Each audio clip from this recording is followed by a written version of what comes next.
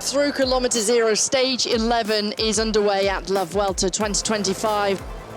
The first climb came after just 1 kilometre, and after a lively start, the first man to really chance his arm was Mads Pedersen in the green jersey. The former world champion was joined by João Almeida, and they reached the summit together. It's not just the points they're after, this is about trying to force their way into a breakaway. But Visma Lease Bike weren't in the mood to let a big group go up the road, shutting down lots of early attacks, and the pace was too hot for some. This is not a good start for Ben O'Connor on his assault of the red jersey. Pedersen soon dropped Nicolau, the little Trek man looking in excellent shape, but the peloton were closing fast. Pedersen going again, and this time he was joined by 2 more riders, Marc Soler from UAE and Oluis Aula of Movistar. But Vingegaard clearly wasn't bluffing when he said he fancied winning today.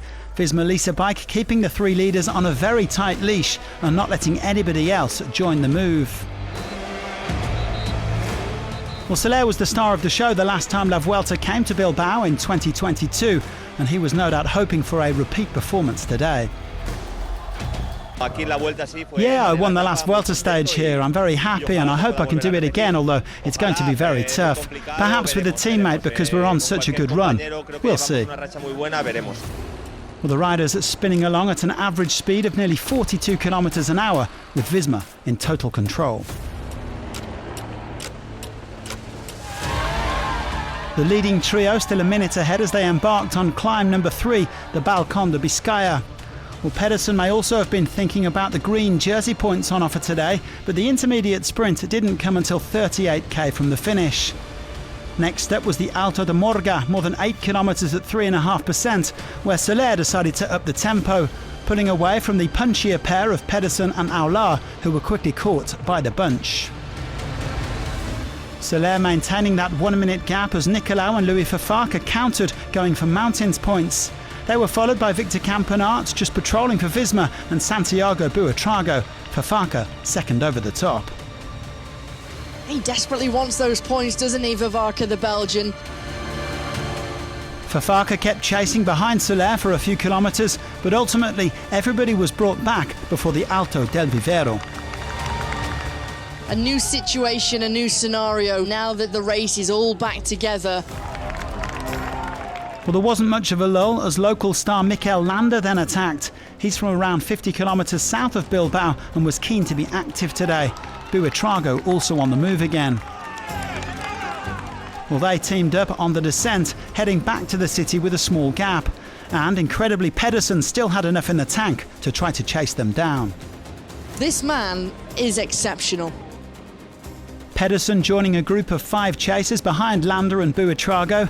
Campenaerts, Eddie Dunbar, Guillermo Martinez, Louis Rouland and Camille Bonheur. The Dane wasn't able to get back to the front before the sprint next to the Guggenheim Museum, but he still picked up 15 points for coming third. Visma still controlling the peloton as they approached the Vivero for the second time. Unfortunately, Landa was halted by a back injury, leaving Buitrago alone at the front.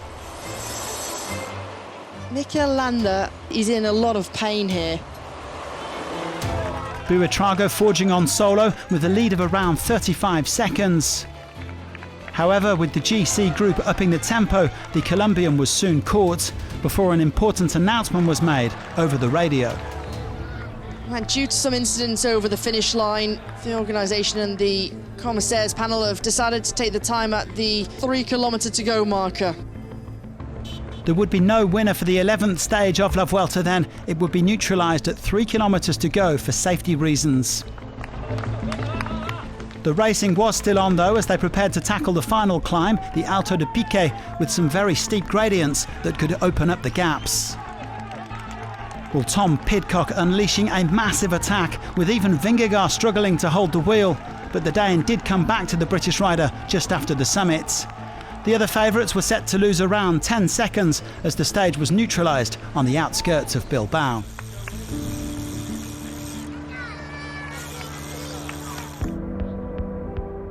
Well, the riders heading straight back to their team buses, and that was that. Do join us again tomorrow for stage 12, and thanks for watching.